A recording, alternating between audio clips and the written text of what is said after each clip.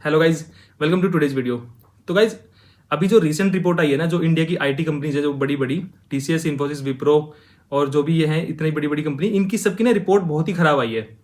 और वो डेटा दिखा के मैं आपको बोर नहीं करूंगा, लेकिन सबकी रिपोर्ट खराब आई है तो सब एग्री करेंगे सबकी हालत खराब है इन बड़ी बड़ी आईटी कंपनीज की, इंडिया की आईटी कंपनीज की।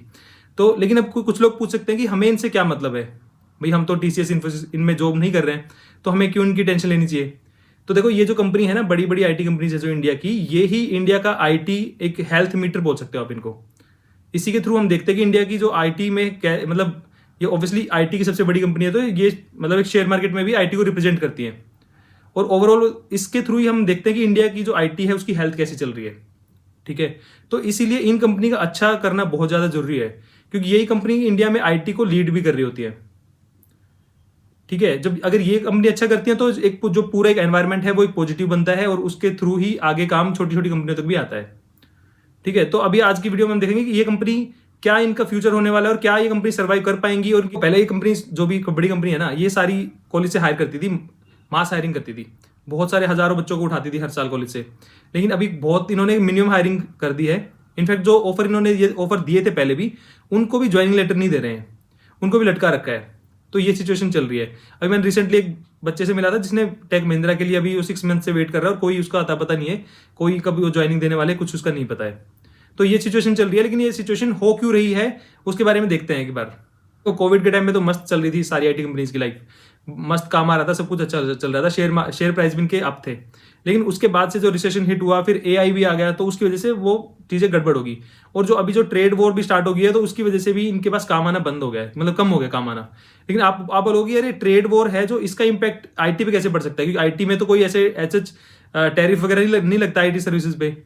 तो देखो, जो आईटी के पास जो भी काम आता है ना, वो आता है दूसरी बिजनेस के थ्रू, मतलब दूसरे बिजनेस का ही तो काम आएगा ना सॉफ्टवेयर के लिए।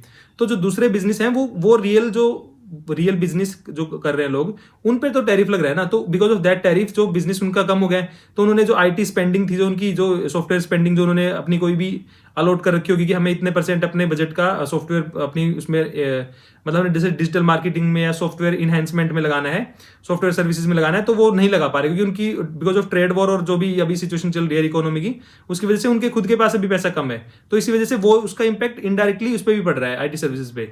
देखो, चाहे हम कितना भी ना टीसीएस, इन्फोसिस और इनका सबका मजाक उड़ा लें कि ये सैलरी बहुत कम देते हैं, 3.5 LPA का पैकेज देते हैं, कुछ नहीं देते, और काम इतना अच्छा नहीं होता, प्रोजेक्ट नहीं होते, बेंच पे बैठते हैं, जो कुछ भी हम बोले, बट ये सच्चाई है कि इंडिया के एक major chunk of software engineer है ना, वो इन्हीं कंपनी से उन्होंने अपना करियर स्टार्ट किया होता है।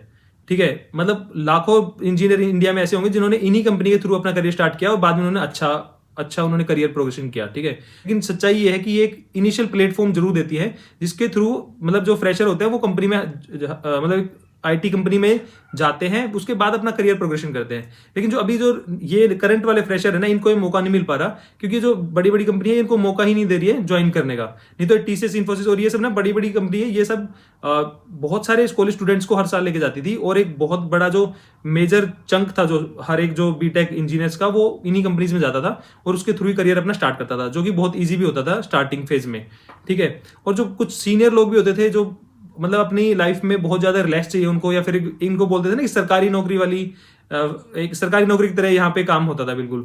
तो मतलब एक जॉब सिक्योरिटी भी रहती थी, और अगर आपको ज्यादा कुछ नहीं करना तो आप चिल होकर वहां पे बैठ सकते थे।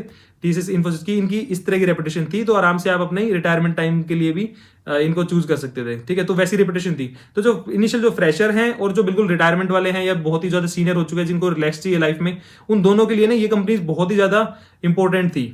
ठीक है, तो इन दोनों को ही नुकसान हो रहा है, फ्रेशर्स को भी नुकसान हो रहा है, और जो बहुत ज्यादा सीनियर थे उनको भी नुकसान हो रहा है, क्योंकि ये कंपनी अच्छा नहीं कर रही है अभी, जो बड़ी बड़ी आईटी कंपनीज है इंडिया की। ठीक है, तो अब बात करते हैं कि क्या ये फ्यूचर में सर्वाइव कर पाएंगी, इनका फ्यूचर कैसा रहने वाला है।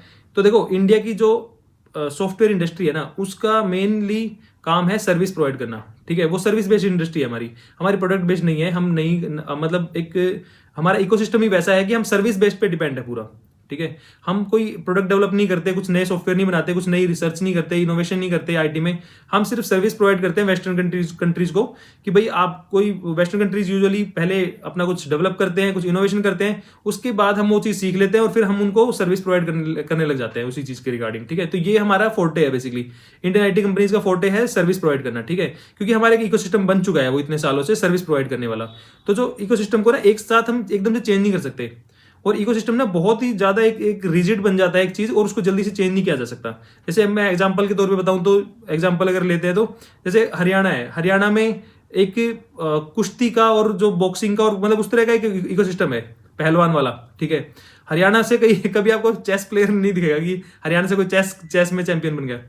ऐसा मतलब एक्सेप्शन कहीं भी हो सकते हैं, ऐसा नहीं है कि बिल्कुल ही नहीं होगा, बट एक मेजोरिटी एक इकोसिस्टम बन जाता है कि भाई वहां से एक उसी तरह की चीजें आने लग जाती है, ठीक है। जैसे इंडिया में क्रिकेट का इकोसिस्टम बन गया था, तो एक क्रिकेट की आईपीएल बन गई, फिर उसके बाद क्रिकेट में इतना ज्यादा मतलब ज्यादा इंप्रूवमेंट होता गया और लोग भी सपोर्ट करते हैं उसको, तो एक इकोसिस्टम क्रिकेट का बन गया।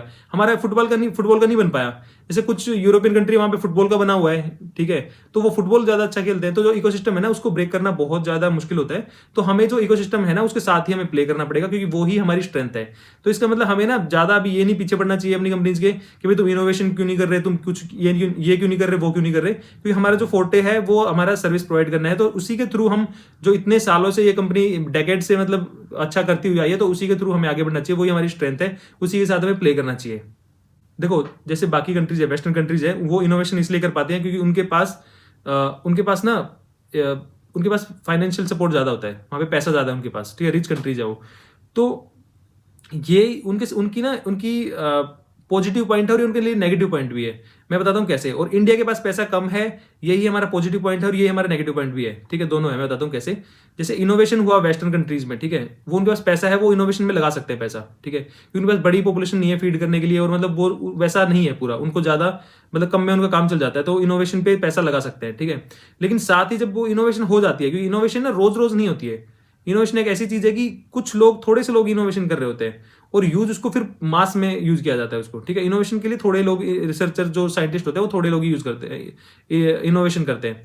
तो इनिशियली जो वेस्टर्न कंट्रीज है वो पैसा लगाती हैं, यूएस स्पेसिफिकली, तो वो क्या करते हैं, उनकी कंपनीज वहां पे रिसर्च करती हैं, कुछ नई चीजें बनाती है, जैसे एआई बनाया मान लो अभी, ठीक है।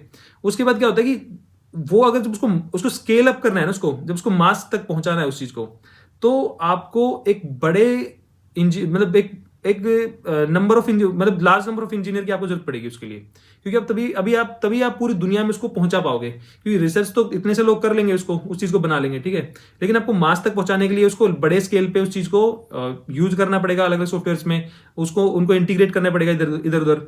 तो उसके लिए आपको लार्ज नंबर ऑफ इंजीनियर्स की जरूरत पड़ती है, ठीक है।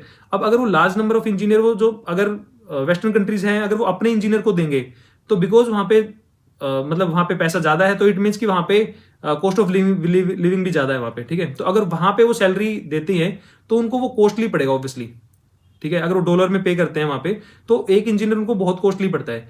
तो जब बात आती है ना किसी टेक्नोलॉजी को मास स्केल पे डेवलप करने की या उसको मास स्केल में यूज करने की, तो फिर आपको चीप लेबर की तरफ आना पड़ता है, ठीक है। और जो इंडिया का जो फोर्टे है ना, वो है चीप लेबर और मतलब लार्ज नंबर ऑफ इंजीनियर, ये हमारा फोर्टे है।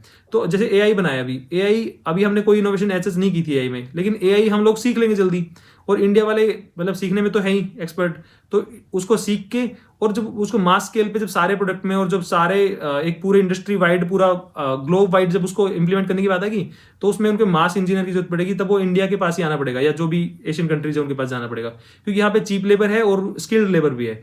तो अगर वो वेस्टर्न कंट्रीज अपने पास रखेंगे तो उनके पास नहीं कर पाएंगे, क्योंकि डॉलर रेट का जो डिफरेंस आएगा वो उनको उतने महंगे उसमें पे करना पड़ेगा उनको, क्योंकि हमारा यहाँ पे कॉस्ट ऑफ लिविंग कम है। तो हमारे जो इंजीनियर है वो कम सैलरी में काम कर लेंगे, कम सैलरी मतलब उनके कंपैरिजन में कम सैलरी में। अगर वहां पे एक इंजीनियर को वहां पे अगर 2 करोड़ रुपए मिलते हैं, तो उसको यहाँ पे 30 लाख रुपए के हिसाब से भी काम चल जाएगा इंडिया में, ठीक है।